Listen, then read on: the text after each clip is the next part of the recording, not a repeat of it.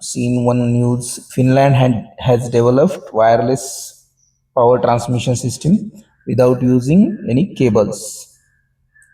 So this wireless transmission system, we have idea that communication system, wireless communication system is there, and the technical fundamentals like transmitter, receiver, and antenna, these equipments are equipped for this wireless transmission. But for transmission of electrical, large amount of electricity, we can say, are there any hazards on the human health or the nature, animals, plants? How we confirm that this wireless transmission is good for us? So we will discuss some points, potential hazards and considerations under this topic. Firstly, we will discuss how electricity is transmitted wireless without any wires and cables. There we have seen that Tesla has developed one coil with we can say components like resistance, capacitance, and inductor. So here we can use same philosophy. There is a transmitter, there is a receiver, there is an antenna. On large coils are used basically here to transmit electricity from source to load. Same like mobile communication systems. As we know that light is a electromagnetic wave. Light is a electromagnetic waveform in the form of waveform, electromagnetic waveform. So here, how this wireless transmission, mobile or other communication system is safe. So one term is there: if there are non-ionizing radiation signals. So these signals, wavelengths have that these signals are in the form of waves, and these are to be transmitted over the distance. So there shall be a non-ionizing radiation included in that. Similar Wi-Fi signal is there, Bluetooth and radio signals to transfer energy via magnetic fields or radio waves, which does not damage our DNA or cells directly. So this is important, that there is a non-ionizing radiation.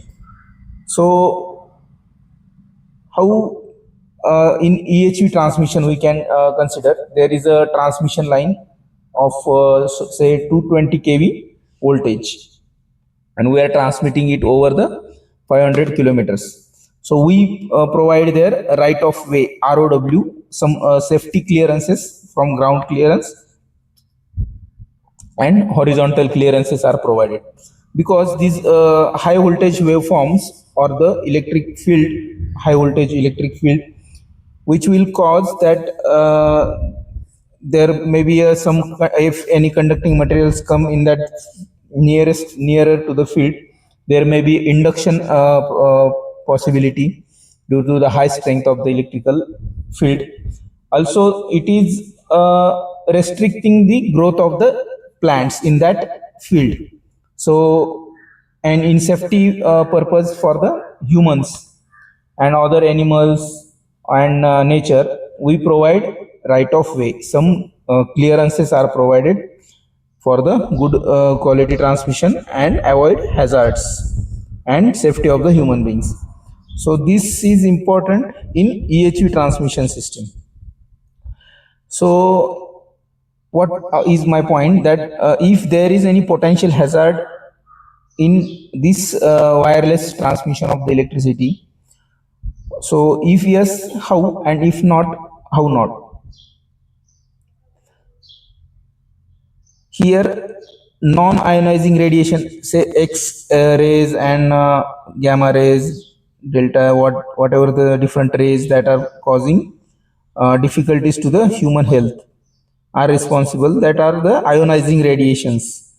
This term is very important, ionizing radiation. Some potential hazards we will discuss. While generally safe high power wireless transmission Say charging electric vehicles and drones requires caution. Thermal effect. First effect is thermal effect. Heating effect. High intensity, high electricity, electromagnetic radiation can cause the body's tissues to heat up. However, proper design and safety shielding typically prevents this from commercial application. So, shielding means there is a protecting layer to be applied over the equipments used. That shading is very important. That will restrict the waves to interfere with other human beings or other any equipments and disturb the performance of others. So this shielding is very important. So high power misalignment. Second point is high power misalignment in scenarios with very high power transfer. Example: electrical vehicle charging system. Improper alignment between the transmitter and receiver might create increased localized magnetic fields, although these are typically still within regulated safety margins. So this was the second point: misalignment between the transmitter and receiver. This is one point. Third point is electromagnetic hypersensitivity. Some people report symptoms like fatigue, dizziness, and skin tingling when exposed to the electromagnetic field.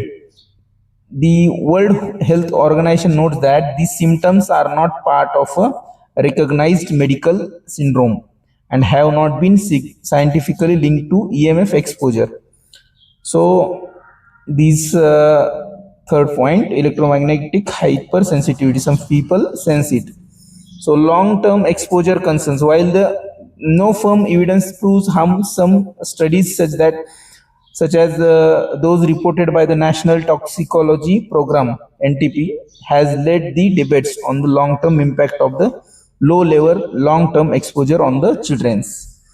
So children's are less immune, and they, if there is any effect of these electromagnetic waveforms, so most critical point is ionizing radiations, X-rays, Y-rays, whatever, delta rays, which will be responsible for hitting and damaging the DNAs.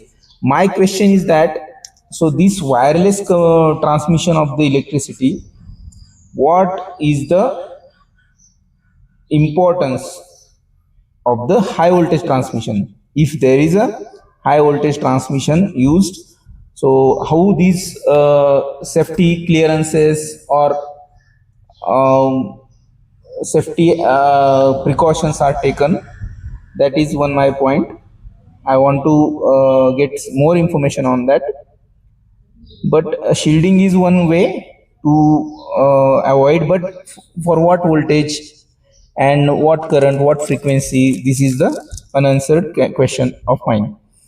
So we will see here. We have some Tesla's coil also, and the system, wireless transmission system, we have seen here.